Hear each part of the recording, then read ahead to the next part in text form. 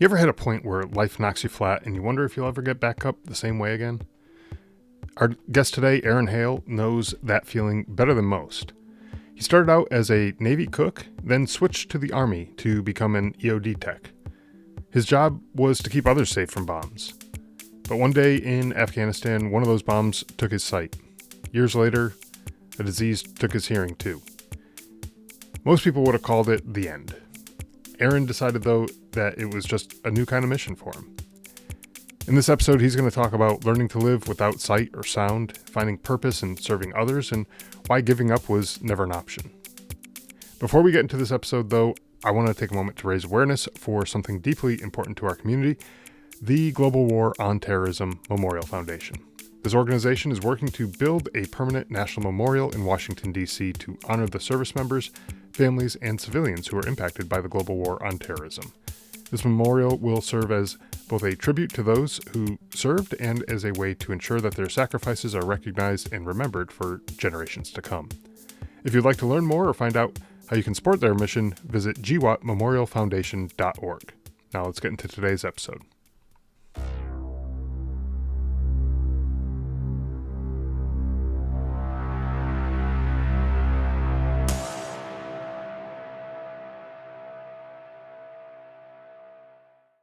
Hey, Aaron, welcome to the show. Really glad to have you here. Scott, so great to talk to you again. Yeah, absolutely. Yeah. Speaking of that, talking to you again, you had me on your podcast, a few weeks ago, and it was a really great conversation. I'm looking forward to kind of picking up the conversation here. But for the listeners who maybe haven't caught that episode or maybe don't know a ton about you and who you are, can you just give us a little rundown about your background, your time in the Army and all that kind of stuff? Absolutely. Yeah, I grew up in the Midwest, Akron, Ohio, kind of the burbs, and one of those guys that had enough natural talent and ability to kind of get by on without having to work hard or do a whole lot of effort until, of course, you get to college and then everybody knew how to work. Passed me by really fast. I call myself the all-American slacker. So, finding myself after 3 semesters with nothing to show for it and booted out of college, I joined the Navy. And it was one of those things where it was going to be 4 years out, get that tuition money I just pissed away back, and with the GI Bill, go become a chef. And that's what I wanted to be that week. I would get the college money, go to culinary school, become a chef. And during the maximum 4 years, I would do the OJT thing, on the job training. I'd be a cook in the Navy. That's mostly because I like those commercials, let the adventure begin type of thing when I was growing up, and I didn't want to carry a rifle in the middle of a jungle or desert or anything, and knew nothing about the Air Force, so it kind of cut out all the other branches. I literally went in completely uninformed. Just walked into the Navy recruiter's office and said, "I want to be a cook." He's like, I took that ASVAB aptitude test. And like, "Do you sure? We're giving bonuses for nuke tech on a submarine." I'm like, "I saw K-19. No, thank you. I want to be a chef." I had no misconceptions about what I'd be doing, like cooking mashed potatoes in a vat the size of a Volkswagen on board a carrier, but might as well practice what I was going to be doing for the rest of my life. So I joined the Navy, got top of my class in cooking school, which is, I don't know, it's like being the smartest. Never mind. I think all the listeners who have experienced military cuisine, let's put it that way, they probably are laughing along with you. Anyways, I got my pick of the orders for the class, and I got shore duty in Naples, Italy. Only they didn't tell me at that time, like going through the school, that Navy cooks don't cook on shore duty, just on the ships. So I get off the plane and I arrive in Italy. I'm like, where am I going to be cooking? They said, "Oh, no. We're more like hotel restaurant management equivalent from the civilian side. And our version of the hotel is the barracks." And because you're the FNG, you get to do the night clerk, like the night desk watch, handing out lost keys and taking in trouble call tickets. Super. But one of the first things I learned in the military was that I was going to get responsibility thrust upon me, and just the rank and position and responsibility, it happens so much faster than I felt ready for, and I just have to fill those chevrons the best I could. And within a couple very, very fast years, I was cooking for a 3-star admiral, the commander of the 6th Fleet in Gaeta, Italy. So I spent my first 4 years in the Navy in Italy. Hardship duty it was not, but I went from the night desk watch at the BEQ to cooking for dignitaries and royalty and float around the Mediterranean making real food for the top brass. It was pretty amazing. That is pretty cool, and especially being the new guy getting a kind of position there in Italy. That doesn't sound like a terrible place to be stationed. I'm sure there's worse places in the Navy that you could have been stationed, right? Thing that was amazing. Because I love travel and I love food. And I mean, one of my first Italian friends I made when I got there, he says, "Congratulations!" I'm like, for what? You're in Italy. We have the best cars, the best motorcycle, the best women, the best coffee, the best food, the best architecture, the best history. I'm like, that sounds pretty arrogant, and I'm an American. But 4 years later, I get back to the United States. They're like, "So how was it?" I'm like, "They have the best cars, the best food, the best coffee."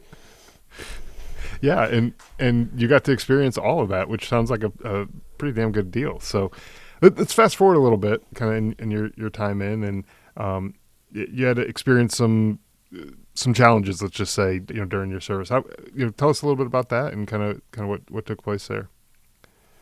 Well, as I progressed in my career, I became responsible. Not just it was one of those things, the maturity and growth, and I went from the selfish needs. I needed to be a better me. I had those internal values, work ethic, the sense of pride and accomplishment, looking towards the future, having goals, having some, all that internal values. And I gained that. But along the way, I accidentally picked up those external values like teamwork, sense of duty, selfless service, and pride in being a part of something far bigger than just me. And that was a lot more fulfilling than just just the internal values. And I enlisted in '99, peacetime. Sure. And 2 years later, we're at war. And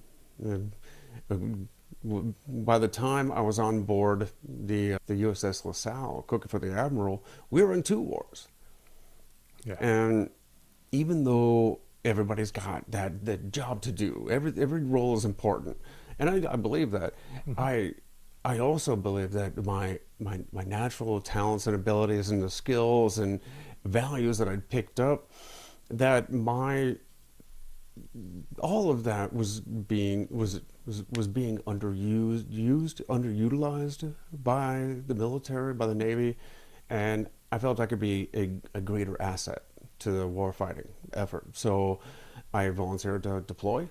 I went to Afghanistan. I went from cooking for the admiral and his top staff to cooking for 3, 4, 5, 600 NATO troops, ISAF, in Farah, Afghanistan. It was me, another Navy cook, and 9 local national Afghan cooks, all running this DFAC. And that's when I met some EOD techs, explosive ordnance disposal, the military's bomb squad. And everything about that the tight-knit brotherhood, the technical, challenging aspect of the job, and the fact that they're first responders on the battlefield. Everything just clicked, and everything said this was what I was meant to do. So I put in my request in the Navy to strike or switch over from culinary specialist to EOD, and they promptly denied me. I guess my quiche was too important to the Navy. So when that first deployment was up, I came back to the States, and my contract was coming to an end. Okay. So I knew this is what I needed to be, and I loved being a sailor. I saw it in my veins. I loved being out to sea, and I still, I still, think aye and ahoy type stuff. But I had to do everything I could to become an EOD tech. So I let my contract expire. I went over to the Army recruiter, and I said, I want to be EOD. They looked at my record and said, welcome, we need you. And they did. It was very busy. This was by about 2007, 2008. And yeah, we were busy. So Yeah. I became an EOD tech, changed uniforms, I got to keep my rank, but instead of petty officer, I became sergeant. Excellent.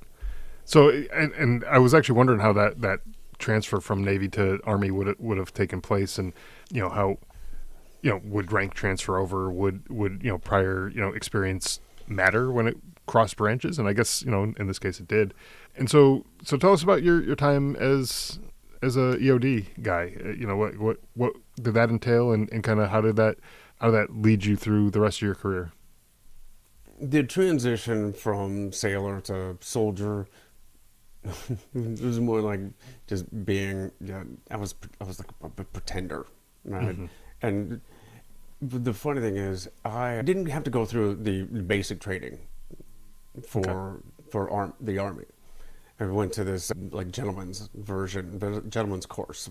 It was all the technical part, none of the dogma, initiation type thing. So I felt like I was still a sailor, just in a weird uniform. But then I got to EOD training, and that's when I feel like I went from Navy cook to EOD. Mm-hmm. And that was a year worth of training to become an explosives technician, a bomb tech, and it was amazing. It was difficult. Took a test on average every 2 to 3 days. Oh wow! And the attrition rate is huge, and it's physically demanding, but it's far more mentally demanding because there's so much to know. Mm-hmm. And even after you go through a year worth of really intense training, they tell you that's how you learn how to be an EOD tech, because Then you really get your training once you get to your unit. And the pace was pretty high tempo. We were always training. If we weren't deployed or getting ready for deployment or doing a post-deployment, spinning up, spinning down. We also do stateside response. So there are very few police departments in the United States that actually have bomb squads. Mm-hmm. So when a local, township or municipality has something like that, they call the closest military base. And so we would do things like old cannonballs that got dug up, or marine flares that just wash ashore, or that souvenir Grandpa brought back from the Pacific. Right. Anyways, and we also support the U.S. Secret Service. Wherever a protectee goes, they take bomb squad with them. Okay. So you went in 2010 when President Obama went to Indonesia to visit his old elementary school, give a speech at the Jakarta University. I was there. I cleared that amphitheater. Okay. When President Carter went to church, I cleared his church for him. Wow. and sat outside in those sweaty, hot Alabama, Georgia, summer heat, swatting flies and checking purses for any little explosives before they go in. Anyways, we were always doing something. Well, and it sounds like the work, like you were saying, when you go through the initial training for the EOD, you learn how to learn, because I would imagine over time enemies' tactics and materials that they're using and different things would probably evolve. So if you just rely on just that initial training and that's all that you go off of, eventually things are going to start to evolve and change and stuff, and that training becomes, I don't want to say outdated, but it's not as complete as it could be had you not kept up with it over time. And so yeah, continuing the training and all the stuff that you do, on the day to day while not being deployed is probably just as important as the initial training too, right? Well, there was something that I mentioned earlier in the Navy, where I'd learned that the Navy was always kind of force feeding me responsibility, and I kind of I learned to get used to not being complacent, not. Okay. One of the things I used to do, I would reach a certain level and plateau. Like, all right, I achieved it, I made it. Now I can sit back. I got that license, or I got that rank, and now I can be that. I can get comfortable here. But the truth is, what was it? Ray Kroc once said, you're either green and you're growing, or you're brown and you're dying. But he was talking about business, but it's true. If you're not constantly moving, looking for the next thing, and you're sitting back with your feet up, you're not staying still. You're actually backsliding. It happens faster than you know it. And the EOD in the Army, it was true. And we were every time we took one of those tests, I passed. It was like, okay, next. There was no chance to plateau. We were constantly training, constantly getting better. You achieve one thing, and yeah, that doesn't mean you don't kind of sit back, take a breather, congratulate yourself. You'll celebrate the achievement, but you don't dwell there. And that kind of mindset really helped me later on.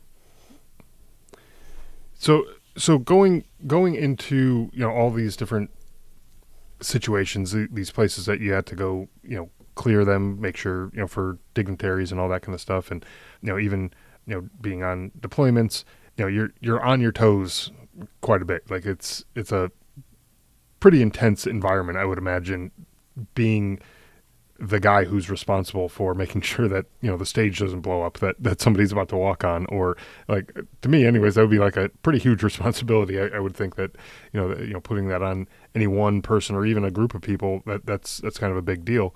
How did that stress kind of work with you? Did you use that, like some people use that kind of stress as like fuel, like that keeps them motivated, or did that kind of like eat you up a little bit? It's certainly a motivator to know that you have other people's lives in your hands. And I'm the guy that goes ahead, clears the path, and then goes back and tells the rest of the support, the unit I'm supporting, okay, I've cleared the way. It says it's safe from all known hazards, and you may you could proceed with the mission. If I don't do my job to the best of my ability, somebody definitely can get injured, die, and it doesn't put it puts a pretty fine point to it. In fact, the motto for EOD is initial success or total failure. That's not just about our own procedures and what could happen to us. That's about what could happen to others. If I don't succeed, the whole mission could fail, and mission failure could mean the difference between life and death. Yeah, and I've heard other folks who were EOD guys who They were asked, like, how do you remain so calm under all this immense pressure to get this job right? Like you said, either it's a success or it's a failure, and everything. And how do you stay calm and be able to handle all of this? And they said, well, look, it's pretty simple. Either I'm right and everything goes according to plan, or I'm wrong and it's all of a sudden somebody else's problem. And that's just kind of the mindset that they had, was like, look, I'm going to do it to the best of my ability. Not that I want it to become somebody else's problem, but like, it's going to be what it's going to be. And so I'm going to do it to the best of my ability and kind of take it from there. Yeah, how does a team drive the ball down the field at the Super Bowl of all games, right? Right. Blocking and tackling, blocking and tackling, blocking and tackling. From day one, we're taught safeties. All the ways a piece of ordnance or an IED can kill us, right? What can set this thing off? What do we recognize about this munition that makes it function? How can we accidentally, inadvertently make it function as designed or another way and endanger ourselves or others? So we learn safeties. We learn to recognize that as safety, safety, safety. In fact, when one tech doesn't say goodbye to another tech, we say stay safe. Okay. All right, man, stay safe. I'll see you later. And it's absolutely true. So when I say blocking and tackling, it's about the fundamentals. We learn, like, day one, it's safeties, and then it's the basic physics. We literally have classes on physics and basic electronics, circuitry, and we build upon those foundational building blocks to specifics of the ordnance, and then we practice and we train constantly. So that's when it comes down, when we get to the Super Bowl, we're still just blocking and tackling. Yeah. Yeah, I mean, even like you said, even the Super Bowl, the professional athletes who are performing at that elite level, they rely on the basics. They, whether it's the Super Bowl or the World Series or whatever it is, they, this is a football. This is this is a baseball. That it gets as basic as that, and you have to be able to do all the basic things that the young kids who are just starting off have to learn how to do. You have to be able to do all those things plus all that other stuff. And so, the basics are super important. So, to your point, when it comes down to, your Super Bowl of, clearing whether it's an IED or some other explosive device, like, the basics, like, you got to rely on those and you can't ignore those and get cocky or whatever. You have to look at it like, hey, yeah, this thing could really, really ruin my day, What was Grover's book, Relentless, From Good to Great to Unstoppable? Okay. He talked about Kobe Bryant. And immediately after an actual game, he would go to the gym. And he would practice. Okay. And because maybe it was something, he made a mistake on the court, and he wanted to figure out how he made the mistake. But often he was just there, throwing thousands of free throws, or from a certain position, a soft spot, a blind spot on the court he needed to get stronger at, and he would just throw the ball into the hoop over and over and over again until it just became muscle memory. And then that's what you do in a game. It wouldn't have to think about it. It would just be the right action. Right, and I think that's the best kind of training that you could do, is when that stuff becomes muscle memory, whatever it is, whether it's shooting free throws or defusing a bomb. If you just have that muscle memory, that way your mind is freed up for other things, and that way you can do the things that you're supposed to do, and then use that freed up capacity to focus on other variables that maybe are showing up in a unique situation, right? Now, so your time as a EOD tech. Tell us about kind of how all of that kind of came to an end, and kind of how you transitioned out of the military. What kind of took place with all that, and how did that transition look for you? Well, the transition from sailor to soldier wasn't actually a transition, like I said, but Sure. my transition from cook to EOD tech was nearly complete. I still love being a cook, Mm-hmm. but it was it it was like fulfilling my destiny to become an EOD tech. I loved going to work. I loved doing the job. I loved being of service to a fellow the war fighters, to our allies, being that cog in the effort to the maximum I felt of my ability, and I was constantly trying to improve. In my downtime, you went on deployment. I also it was kind of funny.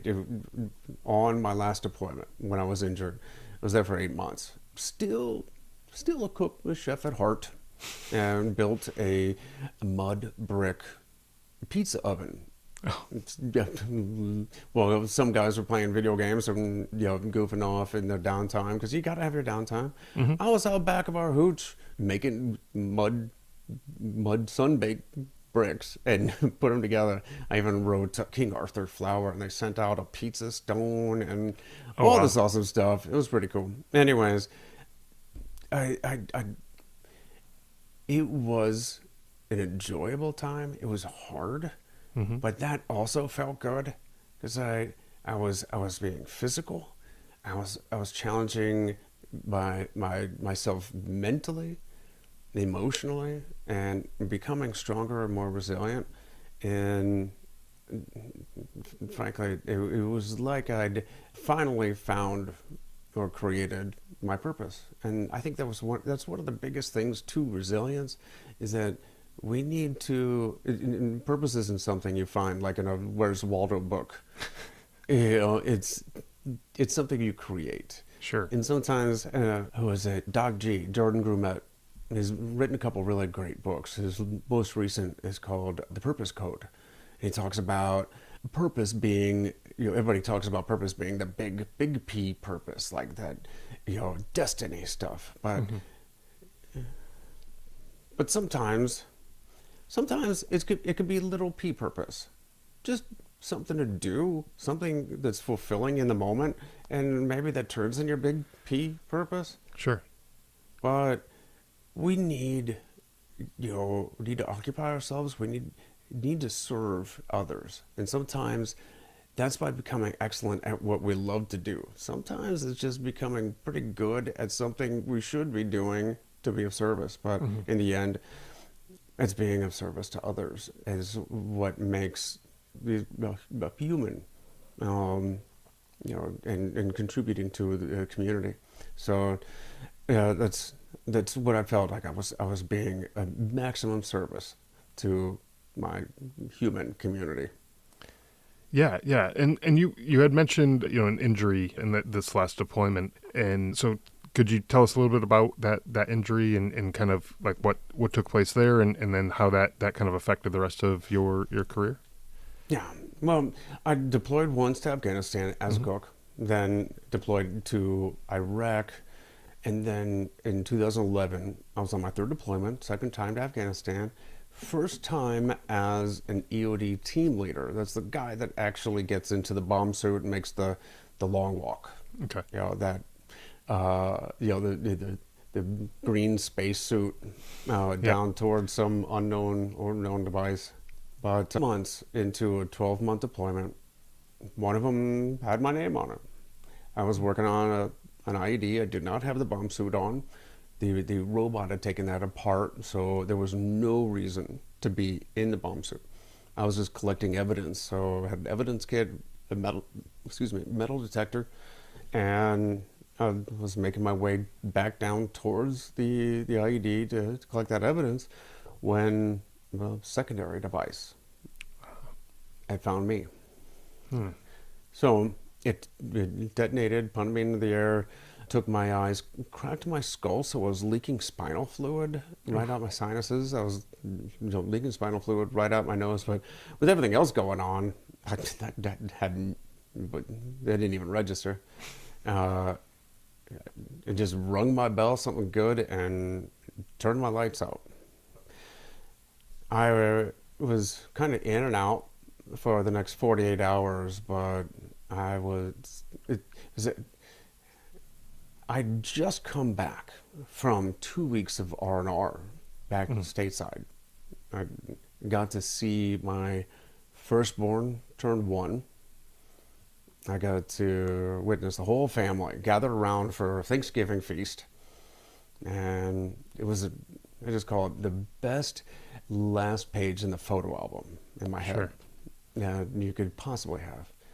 It was an absolute gift that I'm so grateful for. Mm-hmm. And then I was literally I was on my way. It was one of those, worldwide travel to a battlefield that takes days, sometimes weeks. Yep. But I was 2 weeks from, the United States, coming back towards my area of operation. But I was still, I had the luggage in the back of my team truck, and we'd jumped a supply convoy out to our, area of operation when we got this ID call. So I hadn't even gotten back to our tent to unpack, and I was heading right back to the United States. Wow. Sitting at Walter Reed, both of my eyes were destroyed. Skull busted. It was a lot to go through, a lot to process, and you realize really quickly that if you're with total blindness, you also get a sleep disorder. Your circadian rhythm doesn't reset with the sunlight, so it's kind of like living on a 26-hour clock. Oh wow. So I'd be sitting wide awake, like it was the middle of the day, but it was the middle of the night, with just my thoughts. Why me? What if I can't do this anymore? My life is over.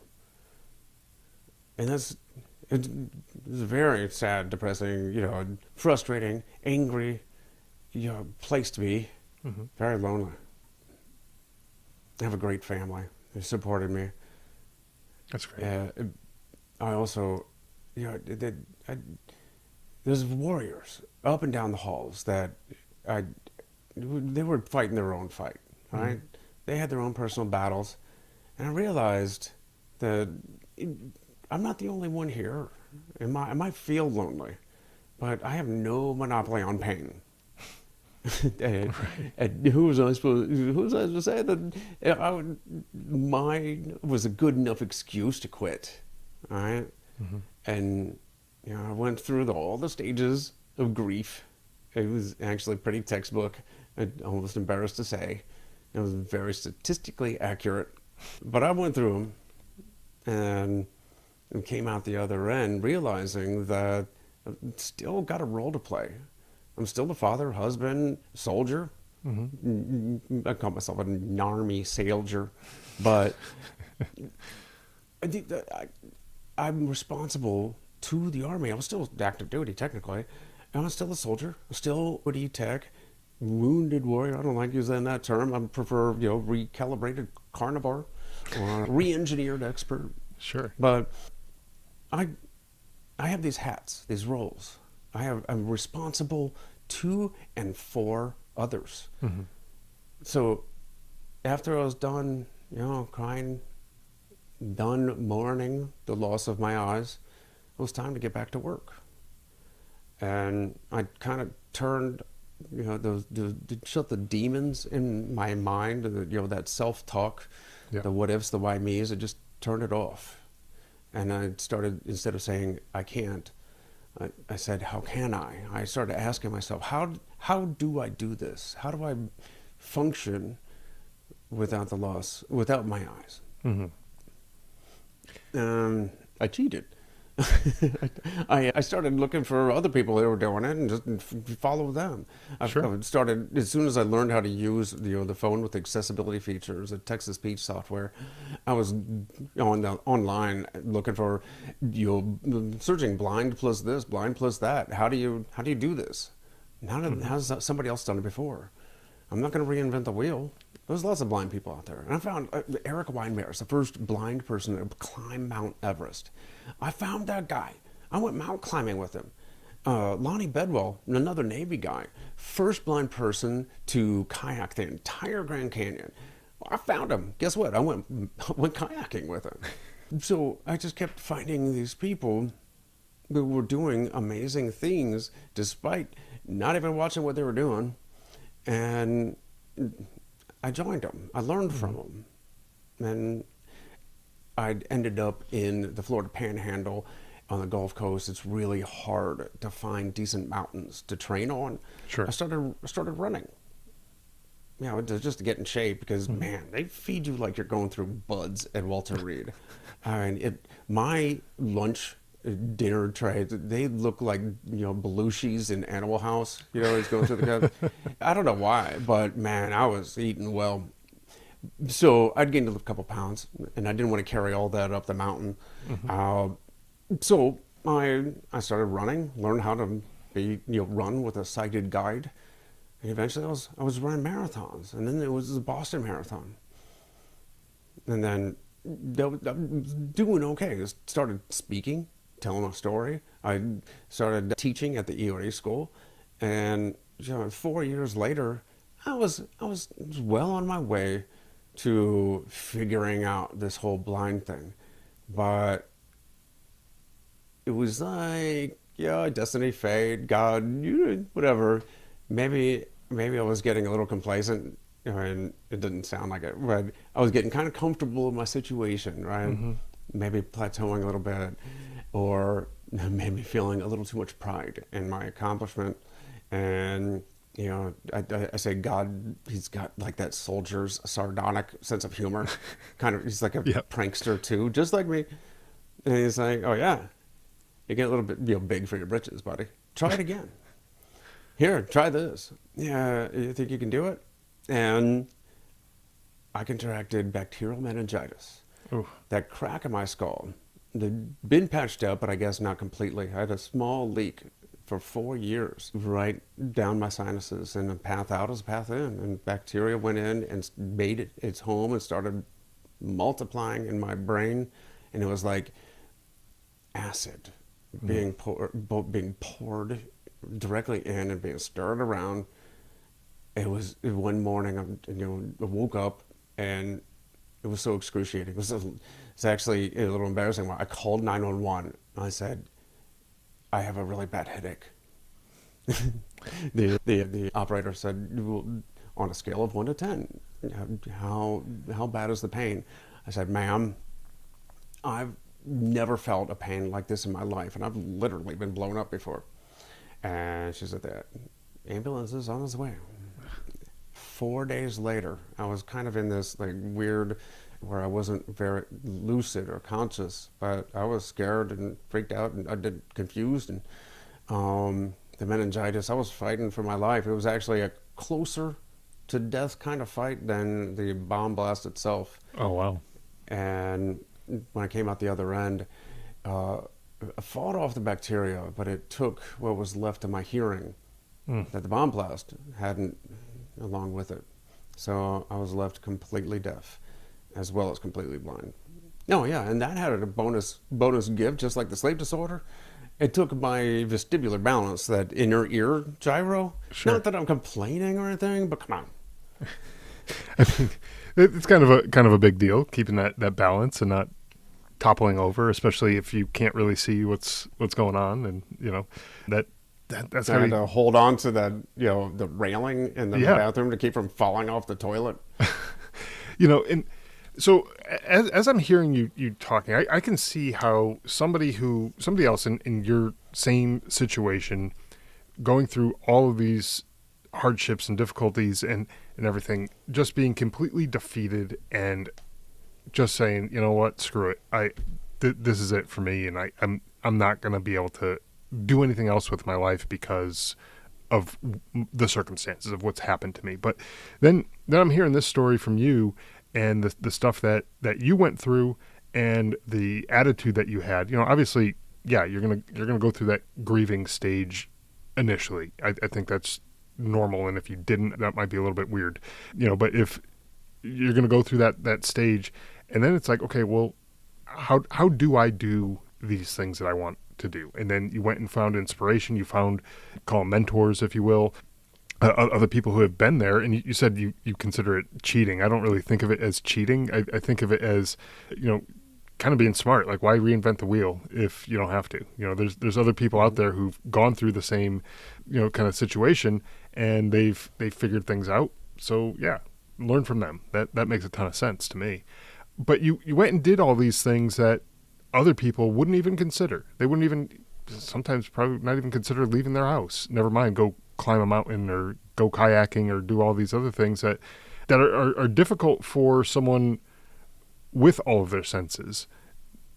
It's even more difficult for somebody without some of them. And it makes it, to me anyways, like a kind of inspiring story that it's like, hey, yeah, this is a crappy situation. These things happen to me, but I'm not gonna let that define me and be the thing that keeps me down and everything. I'm gonna keep moving forward, and that to me is just like obviously, like, hats off to you, because like without that kind of attitude, you wouldn't feel the drive or the desire to do any of those kind of things, and it feels like, based on just the conversations that we've had, that continuing to serve people and support other folks is a big part of who you are, and service is a big thing, and that probably wouldn't have taken place if you didn't have that sort of attitude or mindset, right? Well, a couple things on that. For one, like I said, the second time I had gone through the stages, textbook stages of grief, but it's a process. It's literally your mind, your heart, your body going through this process of change that you didn't really want, and you sometimes it's for the best. Sometimes it's just what is, but it doesn't. You don't turn on a dime, so it's okay to feel angry. Yeah. To be bitter. It's okay to feel those feelings. And but on the flip side, though, have you ever tried to extend, like, guys cry? I mean, I cry most of the times when I stub my toe, which is all the time. But have you ever tried to cry more than you needed to? No, I can't think of that. No, I mean, okay, it's probably when not you're a normal done- thing for most people to do, right? Yeah. But the thing is, when you're done feeling the feeling, you got to move on. And frankly, I came back home from the hospital the second time, and I'm there sitting at my breakfast bar, the counter, on a stool, holding on for dear life, but I was angry, I was lonely, I was frustrated. I mean, I was trapped in my body. Yeah. No sight, no sound. My whole world ended at my fingertips. And when the COVID thing came through, and the quarantine, and everybody's talking about, like, on TikTok, like, how frustrating it is. I'm like, welcome to my world, people. This is nothing. but seriously, I was angry. I was upset, and then one day, I was just bored, because I'd gotten through. I processed that, and part of that was turning it around. Stop thinking about me. And that's one of those things about resilience and the military. EOD techs, 3-person team. They're given this, like, a tri-con, quad-con, full, the partial shipping container full of tools. Everything that explodes, that's our wheelhouse. So there are specialized tools from everything from bullets to nuclear bombs. We've got some pretty intricate and specialized tools for things we'll never need, but we get them all just in case. But we get to the battlefield, and we get that armored truck I talked about, and it's not nearly as big as the shipping container, so we got to do a little triage and leave some tools behind. We take what we're most likely going to need, and we drive on. Mission still has to continue, whatever tools we have. And then we got to Afghanistan, and we're on goat trails, dirt paths. Right. There's no roads in Afghanistan, so definitely not that can fit our massive trucks. So most of the time we were dismounted. We're on foot, and we could only bring the tools we can carry on our backs. Yep. Ended up being a few blocks of C4, some rope, carabiners, some knives, and then our standard battle rattle. Water, food, ammunition. And, EOD techs are real big about knives. Got a couple different knives. Anyways, we still got to do the job no matter what is ahead of us. Mm-hmm. And things being hard is never a good excuse for mission failure. Right. Right. So I was there, I'm sitting at that counter, kitchen. I had to leave a few tools behind. Now I got to figure it out.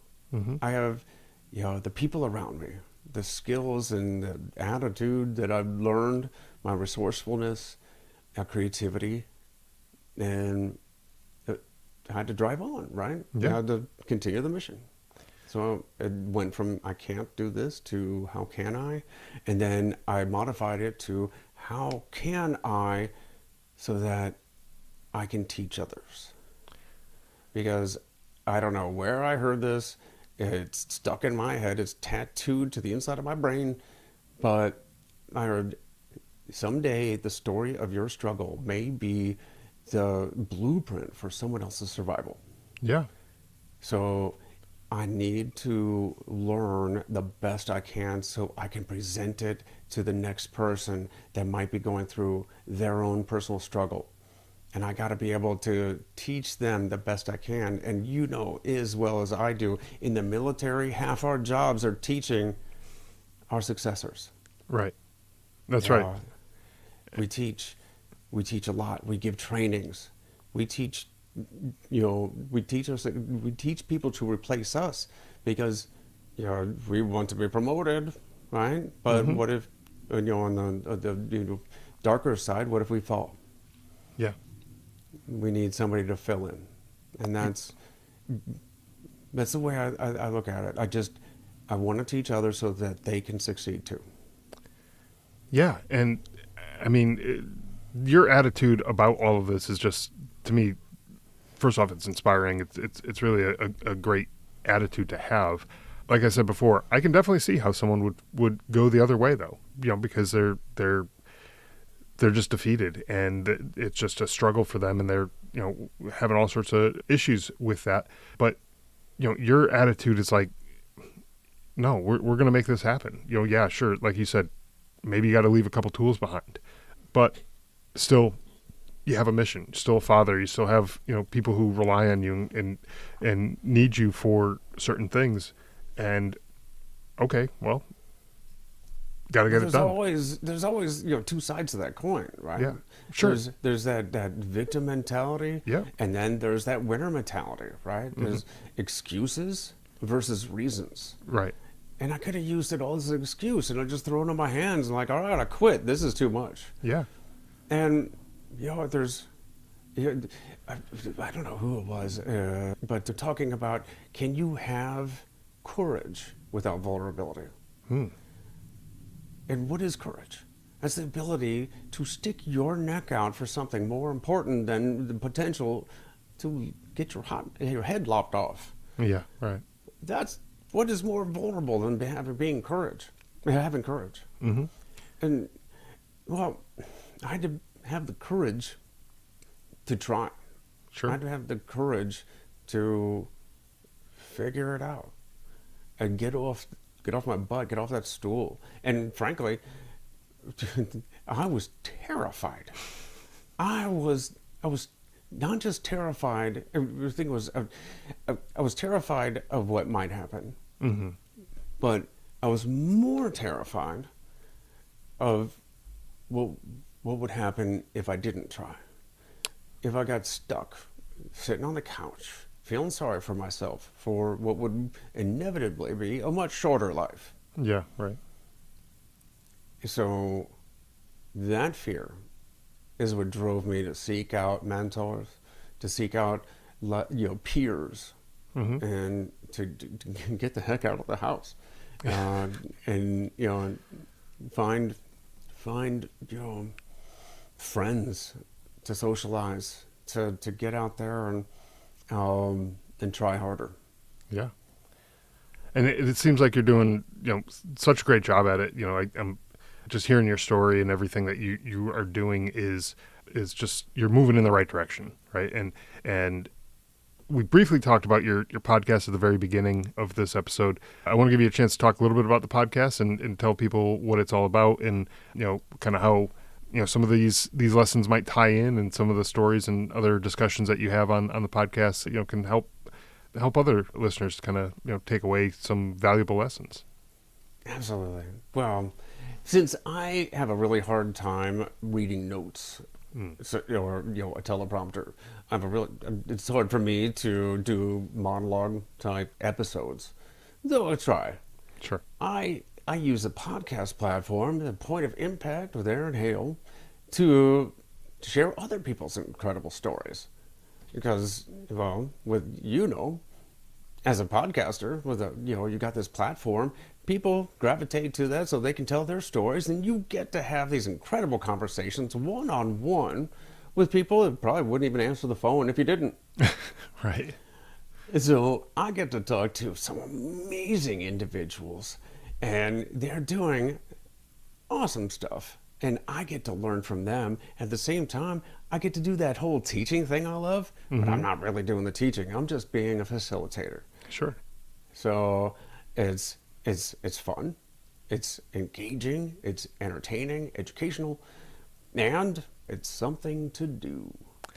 Yeah. Yeah. Well, and that's important too. Having something to do to keep busy. Like you said, when you were deployed, building that that mud brick pizza oven there, like, it was something to do. Some people found video games. Some people found other things to do to keep themselves busy. But yeah, you need something to do. Keep you going. And why not have conversations with folks like yourself, and other folks that I've had on this show who have inspiring stories and different perspectives that maybe I wouldn't have thought of on my own. And then I start talking to someone. It's like, hey, you know what, that guy might be onto something, and let me dig into that a little bit more. And that type of thing helps me anyways, as a host of a show.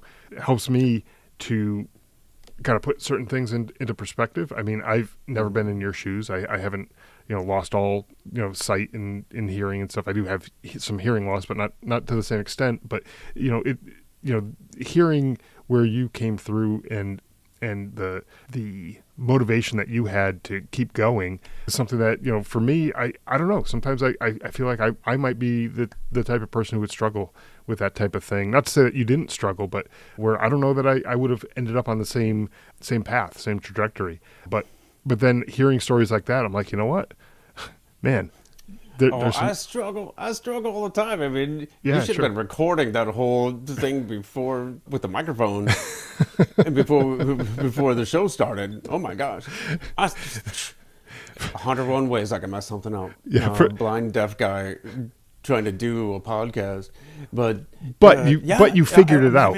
I'm a stay-at-home dad with three young boys, Right. and right. I mean, I get to have real adult conversations right here at home. Uh-huh. I get to learn. I get to share with my boys. You wouldn't believe who I got to talk to today, and it's extremely fulfilling. Mm-hmm. And the whole point of impact is that the audience, the listener, and myself, I get to become that potential me. I get to be better so that I can give my best. Be my best so I can give my best. And it's like it comes full circle, so that you can contribute the best you can to your community. And that's, I think that's all anyone could ever ask of you is, just provide the best you can. Do your best. Do what you can, and just keep moving forward. And It's really great that you are putting out this show with all the different guests and stories and things like that you have.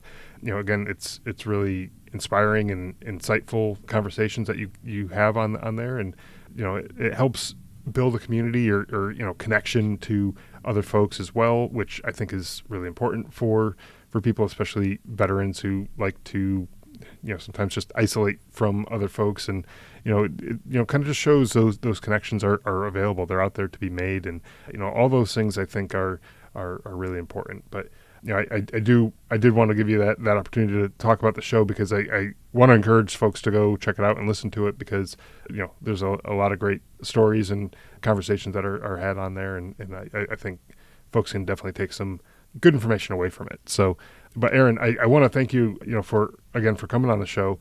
Really great having you here.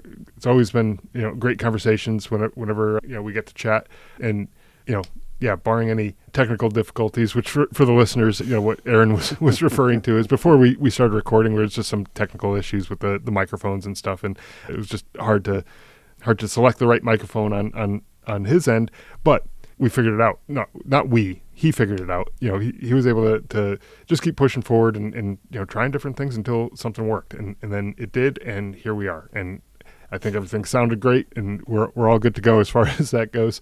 But it's because of that same attitude. Like, hey, I got a job to do here.